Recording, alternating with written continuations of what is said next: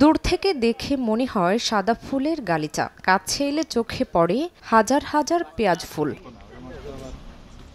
দেশে পেঁয়াজ উৎপাদনের দ্বিতীয় শীর্ষ জেলা ফরিদপুর। এখানে সবচেয়ে বেশি উৎপাদন হয় পেঁয়াজের বীজ। চলতি মৌসুমে ১,৮৫৪ হেক্টর জমিতে ৯৬০ মেট্রিক টনের বেশি বীজ উৎপাদন লক্ষ্যমাত্রা নির্ধারণ করেছে কৃষি বিভাগ।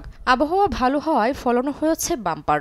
নভেম্বর ডিসেম্বরে আবাদ শুরু হওয়ায় ফলন উঠবে এপ্রিল মেতে। তবে চলতি মৌসুমে মৌমাছি না থাকায় হাত দিয়েই পরাগায়ন করতে হচ্ছে। পরাগায়ন করে এই মৌমাছির চাহিদাটা পূরণ করি, তাতে দানাটা খুব ভালো হয়। হাত দিয়ে পরাগায়নটা করলে পুরো বীজটা পুষ্ট হবে। আল্লাহর আশীর্বাদে অনেক লাভবান হয়েছে। দানাটা পরাগায়ন করলে পরে এই মধুটা এই এক দানার থেকে আরেক দানায় যায়, বীজটা পুষ্টিকর হয়, বীজটা ভালো হয় এবং কাস্টমার দেখে পছন্দ হয়। ফরিদপুরে এখন নতুন একটা দর্শনীয় স্থান হয়ে গেছে এই পেঁয়াজের ফুলের এই জায়গাটা, তো এটাই দেখতে অনেক ভালো লাগতেছে। বাণিজ্যিকভাবে পেঁয়াজ বীজ উৎপাদন বাড়াতে সার্বিক সহযোগিতার আশ্বাস কৃষি বিভাগের। বিভিন্ন সময় কৃষকদের মাঝে আমাদের মাঠ পর্যায়ে যারা উপসহকারী কৃষি কর্মকর্তা আছে তাদের মাধ্যমে গ্রুপ মিটিং করা হচ্ছে এবং আশা করছি যে এবছর আমাদের যে আবহাওয়া অনুকূল এখন পর্যন্ত আছে, আমাদের যে লক্ষ্যমাত্রা এই লক্ষ্যমাত্রা আমরা অর্জন করতে সক্ষম হব। কৃষি বিভাগের তথ্য মতে চলতি বছর পেঁয়াজ বীজের বাণিজ্য হবে অন্তত